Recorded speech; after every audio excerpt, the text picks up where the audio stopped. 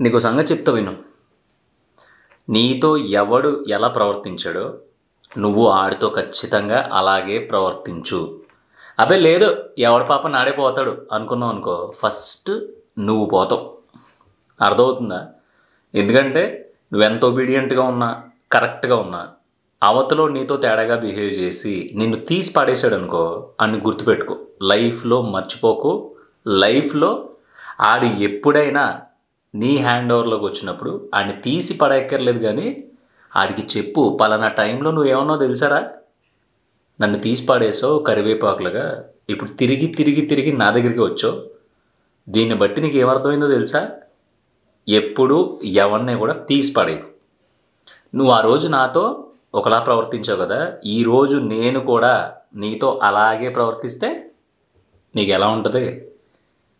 So నేను అలా ప్రవర్తించకపోయినా నేను కూడా అలా ప్రవర్తించగలను అని చెప్పడమే నేను ఇప్పుడు నీకు ఇచ్చే ఈ క్లాస్ అన్నమాట అని చెప్పి అడిగి చెప్పండి. ఎందుకంటే అడిగి సిగ్గు రావాలి.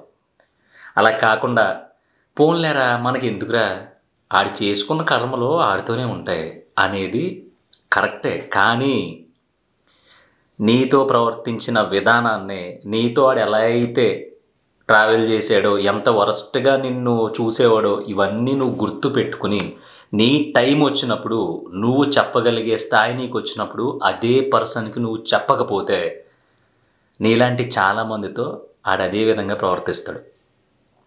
ఈ లోపల జీవితం అయిపోద్ది. జీవితం అంతా అయిపోయిన తర్వాత, ముసలోడు అయిన తర్వాత పశ్చాత్తాపడితే ఎవరికి కావాలి? ఆడు బతికుండి ఆడు ఇంక ఏ పని చెయ్యలేను అనుకునే స్టేజ్కి వెళ్ళిన తర్వాత ఆడు ఎంతలా బాధపడి, అయ్యో ఆ రోజు నేను ఇన్ని అలా చేసి ఉండకూడదు అని పడే బాధ ఇక్కడ ఎవరికీ అవసరం లేదు. ఆడు బతికుండగానే ఆడు ఇంకా ప్రొఫెషనల్గా అందరినీ వాళ్ళని తీసి పడేస్తే పైకి ఎదుగుతూ ఉంటాడు కదా, ఆడికి వీలైనంత తొందరగా చెప్పండి, ఒరే నువ్వు ఇలా ప్రవర్తిస్తే నేను ఇలాగే ప్రవర్తిస్తాను నీతో అని ఆడికి గుర్తు చేయండి. అలా మనం కూడా ప్రవర్తించగలం అని ఆడికి తెలియజెప్పండి. అలా నీలాంటోడో నాలాంటోడో ఒకళ్ళిద్దరు గట్టిగా చెప్పామనుకో, మూడో వాడిని ఆడు పన్నెట్టి మాట కూడా అండు, అలా కరివేపాకులాగా గడ్డిపోసలాగా తీసి పడేయడు అనమాట. సో నాలుగో వాడు అలా తక్కువ అవ్వకూడదు అంటే నువ్వు నేను ఈ రోజు నుంచే, ఈ క్షణం నుంచే మనతో ఎవడైతే ఎలా ప్రవర్తించాడో తిరిగి ఆడితో అలాగే ప్రవర్తిద్దాం. భయపడకు, అమ్మో రేపొద్దున ఆడితో అవసరం ఉంటుందేమో, ఆడు కొంచెం పెద్దోడు కదా అని నువ్వు ఏ పాయింట్లో అన్నా సరే నీలో భయాన్ని నూరిపోసుకున్నావా, ఫస్ట్ ఆఫ్ ఆల్ అలాంటి పెద్దోళ్ళ వల్ల ఒక్క రూపాయి పాల ఉపయోగం కూడా ఉండదు. నీకు సాయం కావాల్సినప్పుడు ఆ పెద్దోడు కానీ లేదంటే ఆ స్థాయిలో ఉన్నోడు కానీ నీకు సాయం చేయడు. ఇక మూడోది, నువ్వేదో అయ్యబాబా అది చేసేస్తారు, ఇది చేసేస్తారు, మనల్ని తొక్కేస్తారు, తోలు తీసేస్తారు అని నువ్వు అనుకోవడం తప్ప వాళ్ళు పీకిదేం ఉండదు. మహా అయితే నీకు వచ్చే కొన్ని బెనిఫిట్స్ని ఆపేయగలరేమో కానీ నీ ఎదుగుదలను ఆపలేరు.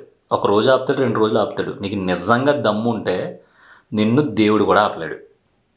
అందుకనే ఒక రొటేషన్లో కొన్ని రోజులకి నీ చుట్టూ ఉండే ఒక సర్కిల్ ప్యూరిఫై అవ్వాలి అంటే కనుక దానికి ఒకటే ధర్మం, ఈ రోజుల్లో నడిచే ధర్మం.